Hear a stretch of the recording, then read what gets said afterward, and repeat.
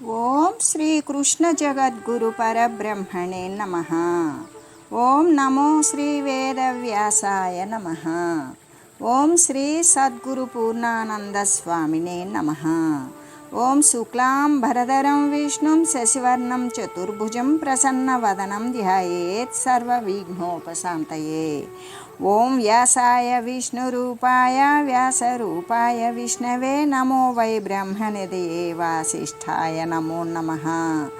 ఓం నారాయణం నమస్కృత్య నరం చైవ నరోత్తమం దేవీం సరస్వతీం వ్యాసం తతో జయముదీరయేత్. శ్రీ భగవద్గీత. అయితే శత్రువులు నీవు గనక యుద్ధము చేయలేదనుకో, అలా చేయకపోతే ఇక నీవు ఏ మహారథులందు ఘనంగా నీవు భావించబడుతూ ఉన్నావో వారంతా కూడా నిన్నిప్పుడు చులకన చేస్తారు. భయం చేప యుద్ధం నుండి పారిపోయిన వానినిగానే తలుస్తారు అని చెబుతూ, ఇంకా అంత మాత్రమే కాదు, శత్రువులు నీ యొక్క సమర్థతను దూషిస్తారు, అసమర్థుడు అని మరీ నిందిస్తారు, పెక్కు దుర్భాషణాలు కూడా పలకగలుగుతారు. కాబట్టి దానిని మించినటువంటి దుఃఖము అనేటువంటిది ఉన్నదా? లేదు కదా అనే చెబుతూ, ఒకవేళ నీవు యుద్ధము చేయు, ఆ యుద్ధంలో అది ధర్మయుద్ధం, నీవు ఆ ధర్మయుద్ధమునందు శత్రువుల చేత చంపబడ్డావనుకో స్వర్గాన్నే పొందుతావు. అలా కాకుండా నీవే జయించావనుకో భూలోక రాజ్యాన్ని అనుభవిస్తావు.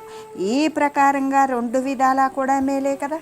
కాబట్టి లేచి యుద్ధానికి సంసిద్ధుడివే అవ్వు అని చెప్పడం. అంతేకాదు, మోక్షము చెందాలి అనుకునేటువంటి వారికి ఈ శ్లోకంలో చెప్పబడినటువంటి విషయం అనేటువంటిది చాలా ప్రధానమైనటువంటి అంశం. ఇది ఒక మహామంత్రం, తనను రక్షించేటువంటి సాధనం. ఆ సాధకుడు తన సాధన యందు నిరాశ కానీ, మరి భయపడడం కానీ, ఉత్సాహం లేకపోవడం కానీ ఇవేవైనా సరే కలిగినప్పుడు గనక ఈ శ్లోకాన్ని పఠించినట్లయితే మహాధైర్యం చేకూరుతుంది.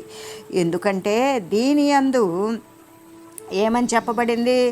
ధర్మపూర్వకమైనటువంటి బాహ్య యుద్ధములో అయితే ఆ యుద్ధము చేసినటువంటి వీరుడు జయించాడా రాజ్యాన్ని అనుభవిస్తాడు, మరణించాడా స్వర్గాన్ని పొందుతాడు. అలాగా ఎలా స్వర్గాన్ని పొందుతాడో అలాగే, అంటే అజ్ఞానముతో చేసేటువంటి ఈ యొక్క పోరునందు ఆత్మ గురించి అనాత్మ గురించి, అంటే ఆత్మస్థితుడైనటువంటి వాడు అనాత్మ వస్తువులైనటువంటి వానిని దూరీకరించుకోవాలి. ఈ యొక్క సత్యానికి అసత్యానికి ఎప్పుడూ కూడా యుద్ధమే జరుగుతూ ఉంటుంది. ఆ ఆత్మానాత్మ యుద్ధమునందు సాధకుడు విజయాన్నే పొందుతాడు. అలా విజయాన్ని పొందినట్లయితే వాడు కోరికలు నశించి మోక్షాన్ని పొందుతాడు. ఒకవేళ ఇంకా వాని యొక్క సాధన పూర్తి కాలేదు అయినా కూడా మరి శరీర పతనము అంటే మరణం అనేటువంటిది చెందాడనుకో ఉత్తమమైనటువంటి లోకాలను ప్రాప్తింపజేసుకుంటాడు. కాబట్టి ఇలా యుద్ధం చేసినటువంటి వానికి ఎంత మేలు.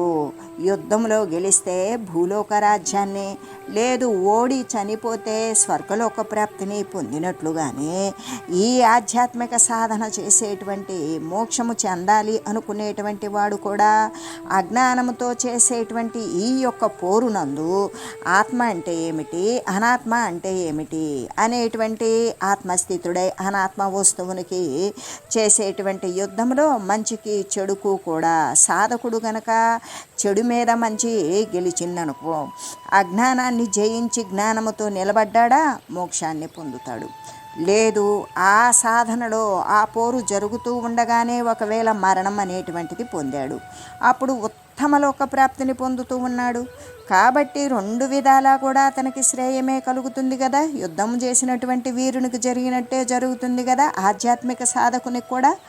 అంటే ఆధ్యాత్మిక సాధన పూర్తిగాక మునిపే ఒకవేళ మధ్యలో ముముక్షువునకు మరణం అనేటువంటిది సంభవించినట్లయితే ఆ తరువాత అతనికి దుర్గతి అనేటువంటిది ఏమాత్రము కూడా కలుగదు అని చెబుతూ ఉత్తమమైనటువంటి లోకాలయందు సుఖాలను అనుభవిస్తారు.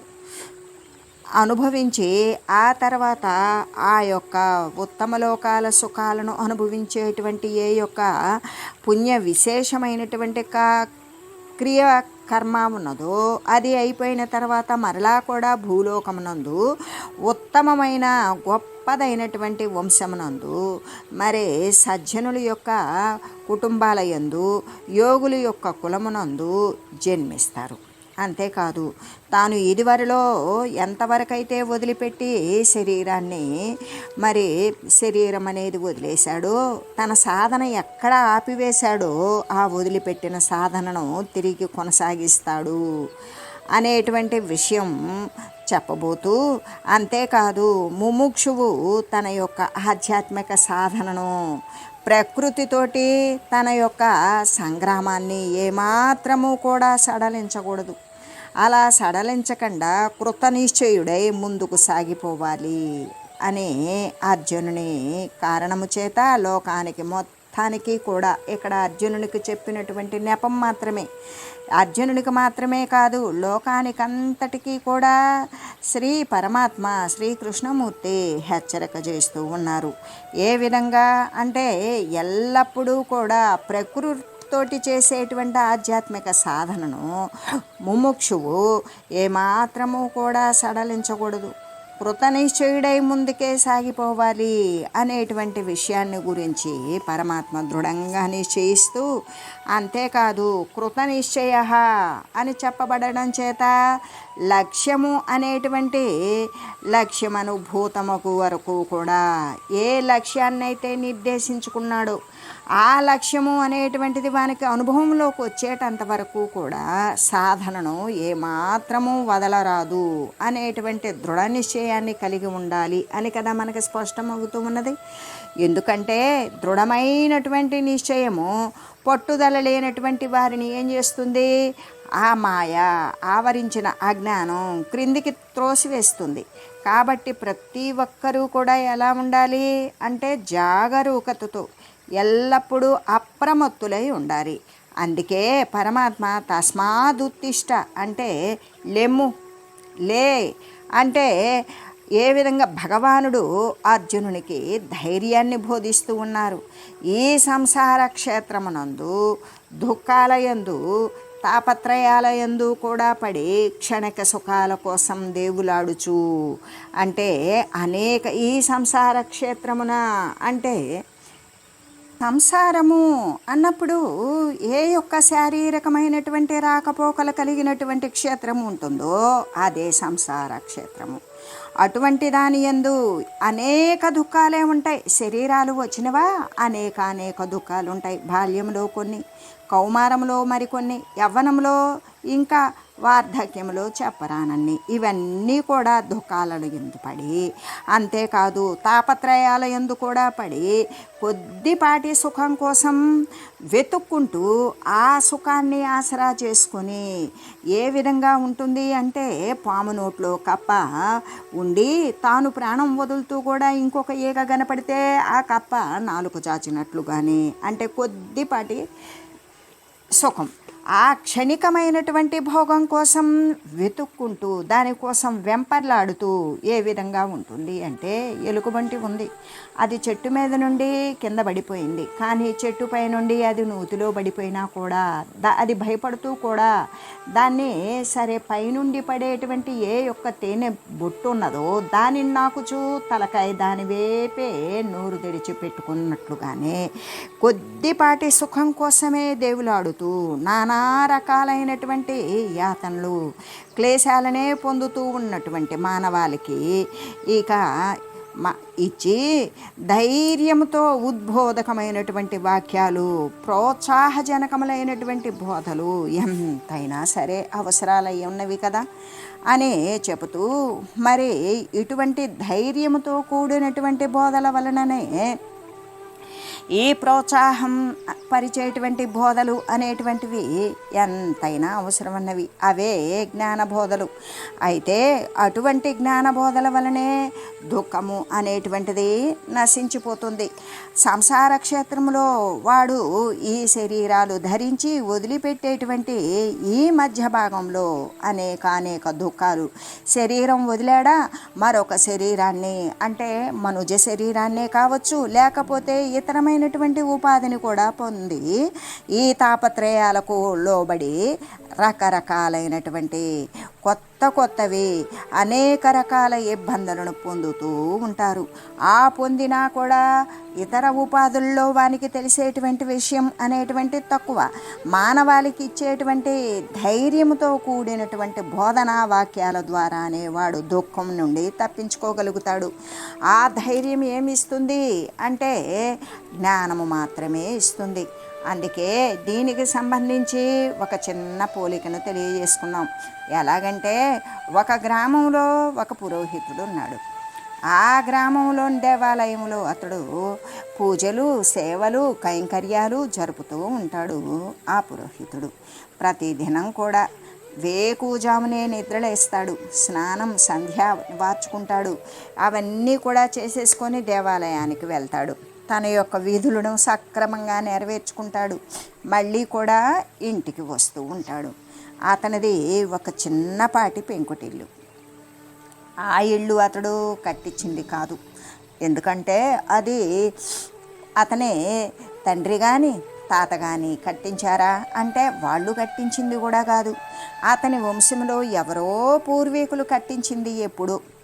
దానిని తరతరాల నుండి కూడా అతని పూర్వజులు, అంటే ఆయన యొక్క తండ్రులు, తాతలు, ముత్తాతలు వీరంతా కూడా ఆ ఇంట్లో అనుభవిస్తూనే ఉన్నారు. కొంతకాలం క్రిందట పురోహితుని తండ్రి దానిని అనుభవిస్తూ రాగా అతడు శరీరాన్ని వదిలాడు. అలా అతను పరమపదించిన తర్వాత ఆ ఇల్లు పురోహితునికే వశమైంది. అప్పుడు పురోహితుడు ఏం చేశాడంటే స్వయం కృషి చేత ఉన్నతమైనటువంటి విద్యను అభ్యాసం చేసి ఇంకా ఖాళీ సమయాల యందు విద్యార్థులకు ట్యూషన్లు చెప్పేవాడు. అంటే ప్రైవేట్ క్లాసుల్లాగా చెప్పేవాడు. అంటే తక్కువ కాలంలోనే కొంత సంపదన గడించాడు.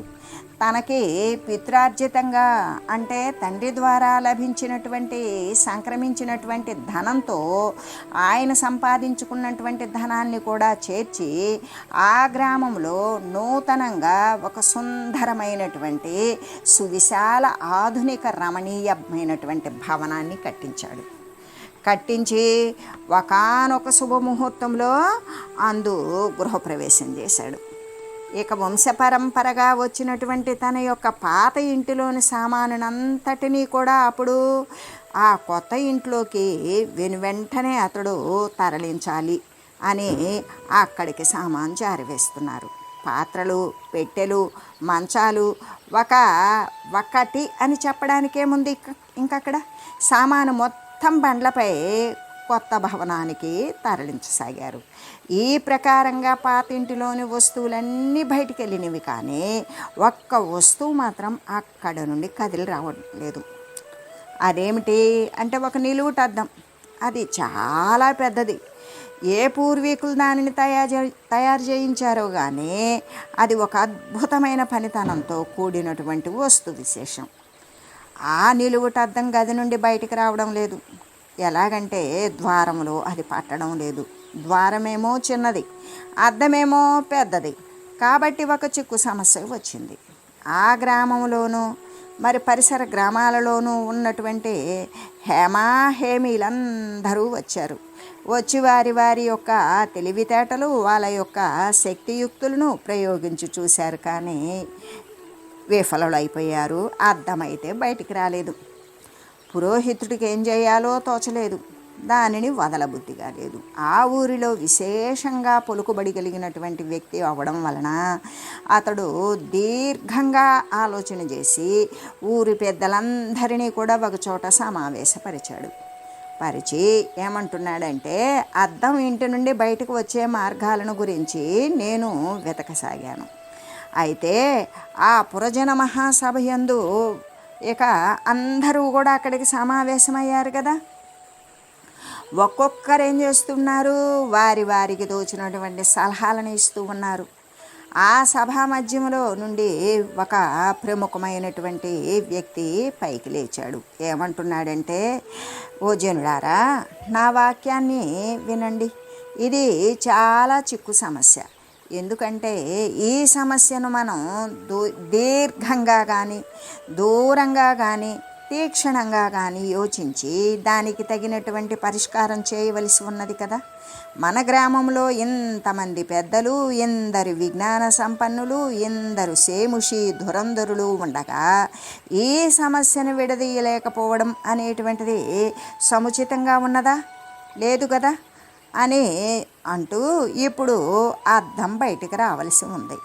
ద్వారము చాలా చిన్నదిగా ఉంది కాబట్టి పాత ద్వారం కొట్టివేసి కొంత పెద్దదిగా చేసినట్లయితే అద్దం అమాంతంగా బయటకు వచ్చేస్తుంది అని చెప్పి కూర్చున్నాడు. వెనువెంటనే మరొక ప్రముఖుడు లేచాడు. దానికి ప్రకారంగా ఆక్షేపణ చెప్పసాగాడు.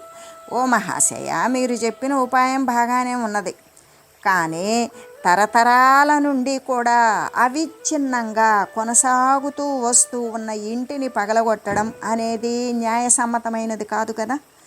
ఇళ్ళు ఎలాగంటే యథాప్రకారం యథా ఉపాయం ఆలోచించండి. అప్పుడు మరి ఒక సభ్యుడు లేచి అంటున్నాడు, ఏమని, అయ్యా నా మాట వినండి. అద్దమేమో పెద్దది, ద్వారమేమో చిన్నది, కాబట్టి అద్దాన్ని రెండుగా చీలిస్తే సునాయాసంగా బయటికి పోతుంది అని విజ్ఞానపూర్వకమైనటువంటి సలహాని ఇచ్చాడు. తక్షణమే ప్రక్కనున్నాడు లేచి అన్నాడు, మహానుభావ, అంత పని చేయకండి. అద్దాన్ని చీల్చడానికి దాని మీద కత్తి పెడితే అది 2 ముక్కలు కావచ్చు, 10 ముక్కలు కావచ్చు. అది వారి వారి అదృష్టం మీద ఆధారపడి ఉంటుంది అని కుండ బ్రద్దలు కొట్టినట్టు చెప్పి ఊరుకున్నాడు. ఆ తర్వాత ఈ ప్రకారంగా ఆ సభలో వాదాలు ఉపవాదాలు చెలరేగినవి. సమస్యకు తగినటువంటి నిర్ణయం అయితే కుదరలేదు. అయితే ముందు చెప్పినటువంటి తర్వాత చెప్పినటువంటి ఈ యొక్క అంటే పూర్వపక్షాలు ప్రతిపక్షాలు లెక్కలేనన్ను వచ్చిపడినాయి. వారి వారి వాదనలతోటి భావ సంఘర్షణలతోటి కూడా సభాస్థలమంతా ప్రతిధ్వనించసాగింది. కానీ సమస్య అయితే ఏమాత్రమూ పరిష్కారంగా లేదు. అటువంటి విపత్కర విపరీత పరిస్థితి యందు ఒక వృద్ధుడు సభా మధ్యం నుండి చివుక్కుని లేచి అంటున్నాడు, అయ్యా ఓ జనులారా, మీలో మీరు తగువులాడుకోవద్దు. ఇది ఒకరి మీద ఒకరు కారాలు మిరియాలు నూరిపోసుకునేటువంటి సందర్భం కాదు కదా.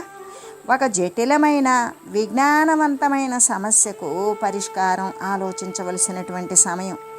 అద్దం బయటికి రావడానికి అందరూ వారి వారి సలహాలైతే ఇస్తూనే ఉన్నారు. మంచిదే, ద్వారం చిన్నది, లోన కలిగినటువంటి అద్దమైతే పెద్దది అని అందరూ ఉద్ఘాటిస్తూ ఉన్నారు. కానీ అసలు ఆ అద్దం లోపలికి ఎట్లా రాగలిగిందో ఊహించండి. పెద్ద అద్దం చిన్న ద్వారం గుండా లోపలికి ఎట్లా వచ్చింది? దీనిని ఎవరైనా ఆలోచించారా? ఇప్పుడు ఆలోచించవలసిన ముఖ్య విషయం అద్దం బయటికి ఎలా పోతుంది అని కాదు, అసలు ఆ అద్దం లోపలికి ఎలా రాగలిగింది అని. వృద్ధుని యొక్క అంటే ఆ పెద్ద ఆయన చెప్పినటువంటి సమయోచితమైనటువంటి వాక్యాన్ని విన్నటువంటి అక్కడ ఉన్న జనులంతా కూడా సభ్యులంతా భేష్ భేష్ అని సంతోషంతో చప్పట్లు కొట్టి ఆలోచనల్లో నిమగ్నమైపోయారు. అంటే ఇక్కడ మనకి లోకంలో జనులు దుఃఖం ఎట్లా తొలగగలదు, దుఃఖం తొలగడానికి మార్గం ఏమిటి అని ఆలోచిస్తూ ఉన్నారు. కానీ అదే మహర్షులైనటువంటి వారైతే అసలు దుఃఖం ఎటు వచ్చింది అని యోచించి ఇదంతా కూడా అజ్ఞానము వలననే దేహము వలన దుఃఖము వచ్చింది అని గుర్తెరగాలి కదా. ఆ అజ్ఞానాన్ని ముందు తొలగించి వేసినట్లయితే దుఃఖము దానంతటా అదే తొలగిపోగలుగుతుంది అని నిశ్చయిస్తారు. దానిని నివారించడం కోసం జ్ఞానాన్ని ఆత్మ విచారణను లోకమును చక్కగా ప్రబోధం చేస్తారు. అని చెబుతూ ఈ విధంగా ఎప్పుడైతే జ్ఞానము అనేటువంటిది ఉంటుందో దాని ద్వారా ఇక వానికి ఎటువంటి దుఃఖము అనేటువంటిది ఉండదు. జ్ఞానము ద్వారా దుఃఖం అనేటువంటిది నశించిపోతూ ఉంటుంది.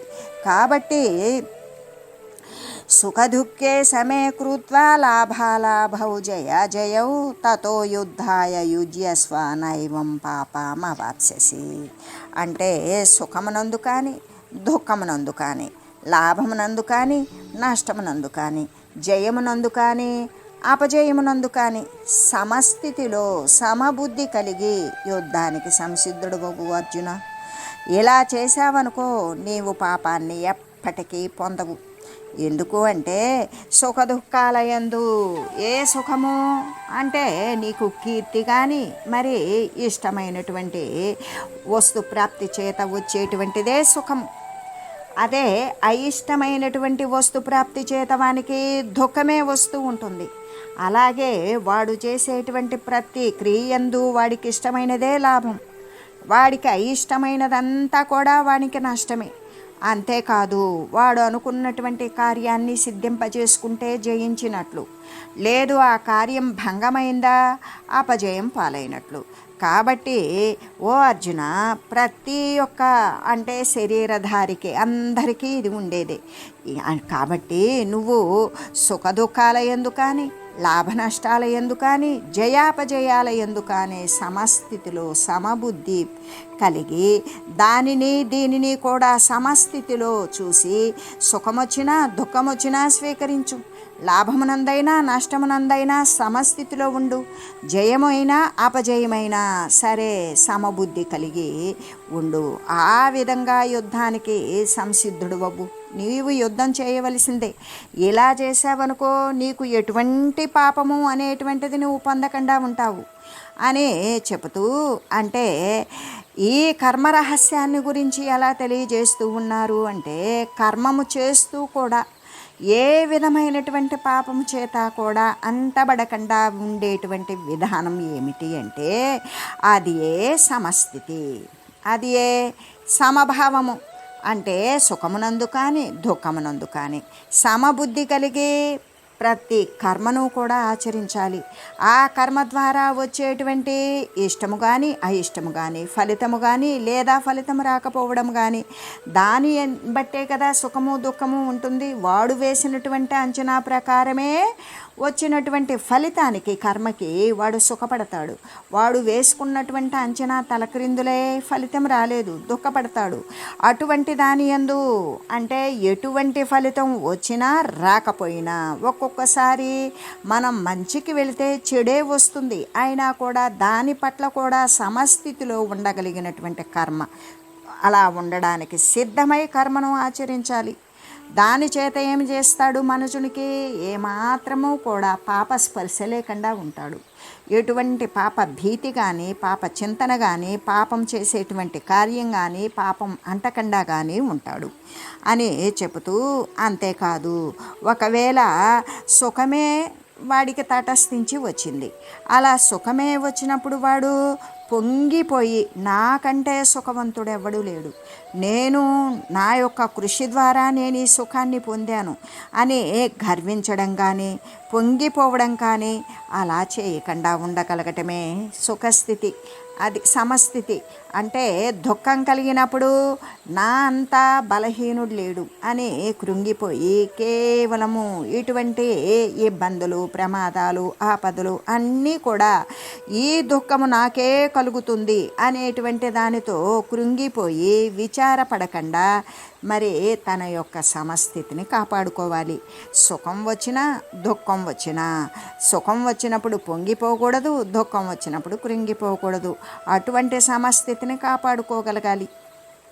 అంటే తన యొక్క సమచిత్తమందు ఎప్పుడైతే సుఖము దుఃఖము కూడా అంటకుండా రెంటి యందు సమస్థితిలో ఉన్నప్పుడు మాత్రమే ఆ సమస్థితిలో ఉన్న భావనలోనే ఆత్మ అనేటువంటిది చక్కగా ప్రతిబింబిస్తుంది.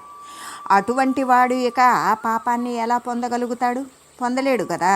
కాబట్టి కర్మ మార్గము తక్కువని, కర్మ బంధహేతువని, జన్మ కారకమని కొందరు తలుస్తూ ఉంటారు. అయితే ఎలాగంటే ఈ కర్మ అనేటువంటిది చేయకూడదు. కరచరణాది అవయవాలతో చేయబడేటువంటి కర్మ మనసు అనేటువంటిది సంగం లేకుండా చేసినప్పుడు ఈ యొక్క బాహ్యేంద్రియాల చేత చేయబడేటువంటి కర్మ తక్కువ అని చెబుతూ, దానికంటే కూడా ధ్యానమే మంచిది, దానికంటే భక్తే గొప్పది, దానికంటే జపమే గొప్పది, ఈ యొక్క కర్మ అనేటువంటిది తక్కువ. ఈ కర్మ అనేటువంటిది బంధించడానికి హేతువవుతుంది. ఈ కర్మ ద్వారానే వాడు బంధింపబడుతూ ఉన్నాడు, మోక్షాన్ని పొందలేకపోతూ ఉన్నాడు. ఆ బంధం ద్వారా వాడు ఆ కర్మఫలం యొక్క బంధము చేతనే వాడు అనేక శరీరాలు అనేక జన్మలు ధరిస్తూ ఉన్నాడు అని కొందరు ఆ విధంగా తలుస్తూ కర్మ మార్గం తక్కువ అని తలుస్తూ ఉంటారు. కానీ ఇక్కడ పరమాత్మ భగవానుడు అలా చెప్పలేదు. సమబుద్ధి కలిగి కర్మ చేసినట్లయితే, అంటే సుఖాలయందు దుఃఖాలయందు కూడా ఎటువంటి మరి ఆనందము కానీ విషాదము కూడా లేకుండా సమబుద్ధి కలిగి కర్మను కనుక చేసినట్లయితే ఆ కర్మ వలన పాపము అనేటువంటిది ఎన్నటికీ కూడా చేకూరదు, అంటదు అని గీతాచార్యులు వెలుగెత్తి మరీ చాటుతూ ఉన్నారు. అంటే కర్మయందు దోషం ఉన్నదని చెప్తామా ఇప్పుడు మనం? అంటే పరమాత్మే కర్మ వలన సమబుద్ధి కలిగి చేసినటువంటి కర్మ వలన పాపము అనేటువంటిది ఎప్పటికీ అంటదు అని కదా గీతాచార్యులు చెప్తూ ఉన్నారు. అప్పుడు కర్మయందు దోషం ఉన్నదా? లేదు. కర్మ చేసేటువంటి విధానం ఉండొచ్చు, ఆ విధానమునందు మాత్రమే దోషం ఉన్నది అని సాధకులు గుర్తిరగాలి. అటువంటి గుర్తెరిగినప్పుడు దానికి తగినటువంటి కర్మను సమబుద్ధితో ఆచరిస్తారు, సమస్థితితో అని తెలియజేస్తూ, ఓం మంగళం పావన గీతామాత, జయ మంగళం భక్తజనావని బంధ విమోచనే, భవభయహారిణి భవ్యదాయిని మంగళం. ఓం మంగళం శ్రీ కురుక్షేత్ర రణక్షోణి విహారిణే, పార్థసారథి రూపాయ గీతాచార్యాయ మంగళం. ఓం మంగళం మహత్.